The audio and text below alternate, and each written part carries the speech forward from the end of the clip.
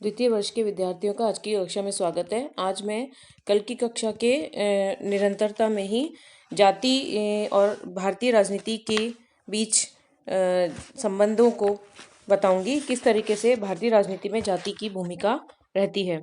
हम देख रहे थे प्रोफेसर रजनी कोठारी का राजनीति में जाति संबंधी विचार कौन कौन से हैं।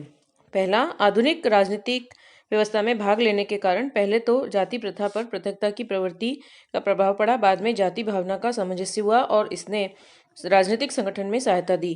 दूसरा, आधुनिक राजनीति में भाग लेने से लोगों की दृष्टि में परिवर्तन हुआ और उनको यह समझ में आ गया कि आज के युग में केवल जाति और संप्रदाय से काम नहीं चल सकता। तीसरा, जहाँ जाति बड़ी होती है वहाँ उसमें एकता नहीं रहती, उसमें उपजातियों के भेद होते हैं और छोटी जातियाँ भी तो अपने बल पर चुनाव भी नहीं जीत सकती। यदि कोई प्रत्याशी अपनी ही जाति का पक्ष लेता है तो दूसरी जातियाँ उसके खिलाफ हो जाती हैं, इसलिए चुनाव की राजनीति में अनेक जातियों का गुट बनाना पड़ता है। चौथा, राजनीति में आने के कारण जाति की भावना ढीली पड़ जाती है और अनेक नई निष्ठाओं का उदय होता है। पांचवा, आधुनिकतावाद नेता जाति पाति पर भले ही नाक सिकोड़े, परंतु इसके द्वारा राजनीतिक शक्ति उन वर्गों या समूहों के हाथ में पहुंच सकी है जो अब तक उससे वंचित थे। छठा, जाति के आधार पर संघ और संगठन बनते हैं, जैसे कायस्थ सभा, क्षत्रिय संघ आदि। सब मिलाकर जातीय संगठनों ने भारत में राजनीति में वही भाग लिया है जो पश्चिमी देशों में विभिन्न हितों व वर्गों के संगठनों ने। जातियों और संप्रदायों के राजनीति में भाग लेने के फलस्वरूप सामूहिक या राष्ट्रीय भावना का उदय हुआ है और इसकी पृथकता कम होना होकर उनका राजनीतिक एकीकरण भी हुआ है। जाति और राजनीति में अंतःक्रिया किस प्रकार होती है, यह हम देखेंगे। भारत में जाति और राजनीति में किस प्रकार का संबंध है, इस संबंध को हम 4 बिंदुओं में जान सकते हैं। पहला, यह कहा जाता है कि भारतीय सामाजिक व्यवस्था का संगठन जाति की संरचना के आधार पर हुआ है और राजनीति केवल सामाजिक संबंधों की अभिव्यक्ति मात्र है। सामाजिक संगठन राजनीतिक व्यवस्था का स्वरूप निर्धारित करता है। दूसरा, राजनीति के प्रभाव के फलस्वरूप जाति नया रूप धारण कर रही है। लोकतांत्रिक राजनीति के अंतर्गत राजनीति की प्रक्रिया प्रचलित जातीय संरचनाओं को इस प्रकार प्रयोग में लाती है जिससे संबद्ध पक्ष अपने लिए समर्थन जुटा सके तथा अपनी स्थिति को सुदृढ़ बना सके। जिस समाज में जाति को सर्वाधिक अपने आप को संगठित करने का प्रयास करे, इस प्रकार यह कहा जा सकता है कि जिसे हम राजनीति में जातिवाद के नाम से पुकारते हैं वे वास्तव में जाति का राजनीतिकरण है। तीसरा, भारत में राजनीति जाति के इर्द गिर्द घूमती है। जाति प्रमुखतम राजनीतिक दल है।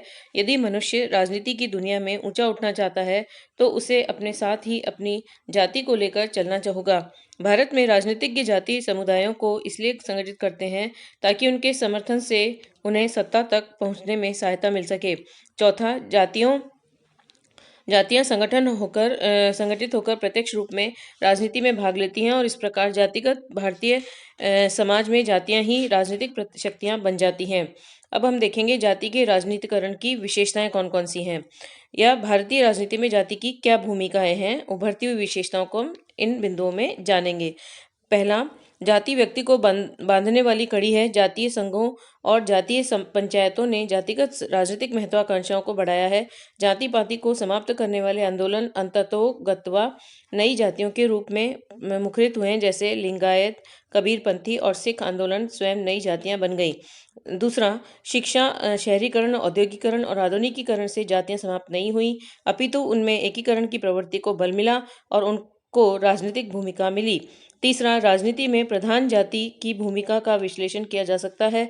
प्रधान जाति न केवल राजनीतिक और आर्थिक दृष्टि से ही शक्तिशाली होती है बल्कि संख्या में भी गांव या इलाके में ज़्यादा होती है। प्रधान जाति अपने संख्या बल के आधार पर गांव और क्षेत्र की स्थानीय संस्थाओं जैसे पंचायतों की राजनीति में सक्रिय होती है। यदि किसी राज्य विशेष में किसी जाति की प्रधानता होती है तो राज्य राजनीति में जाति एक प्रभावक तत्व बन जाती है। आश्चर्य की बात यह है कि जाति की यह छूत हिंदुओं तक ही सीमित नहीं, मुसलमानों में भी की गिरफ्त से भी नहीं बच सके हैं। चौथा, 19वीं शताब्दी के उत्तरार्ध में ही जातिगत समुदायों का झुकाव राजनीति की ओर हो गया था, जबकि ब्रिटिश शासन ने भारत में एक मजबूत प्रशासनिक व्यवस्था की नींव डाली थी। सबसे पहले इनका ध्यान जनगणना कार्यालय की ओर गया, जहां जातीय समुदायों ने सामाजिक प्रतिष्ठा प्राप्ति के ध्येय से अपने संगठन का नामकरण कराना आवश्यक समझा। बाद में अपनी जाति के लोगों के हितों के संरक्षण के लिए जातीय संघों ने प्रस्ताव पारित किए और शासन को अपनी मांगों के लिए प्रभावित करना प्रारंभ किया। यहाँ तक कि कुछ जातियों ने शैक्षणिक सुविधा, शिक्षण संस्थाओं में जातिगत आरक्षण और सरकारी नौकरियों में आरक्षण की मांग की। तमिलनाडु की वेनियार जाति के नेता पदाइची ने सी राजगोपालाचारी के मंत्रिमंडल में शामिल होने से इनकार कर दिया, क्योंकि उन्होंने उनकी जातीय मांगों को मानने से इनकार कर दिया था। बाद में कामराज मंत्रिमंडल में शामिल हो गए और क्योंकि उन्होंने वेनियारों की मांगें स्वीकार कर ली थी। पांचवा, निर्वाचनों के दिनों में जातिगत समुदाय प्रस्ताव पारित करके राजनीतिक नेताओं और दलों को अपने जातिगत समर्थन की घोषणा करके अपने हितों को मुखरित करते हैं। छठा, जाति की भूमिका राष्ट्रीय स्तर की राजनीति पर उतनी नहीं है जितनी स्थानीय और राज्य नीति पर है। सातवां, जाति और राजनीति के संबंध स्थैतिक न होकर गतिशील हैं। कल की कक्षा में हम भारतीय राजनीति में जाति की भूमिका के बारे में जानेंगे। धन्यवाद।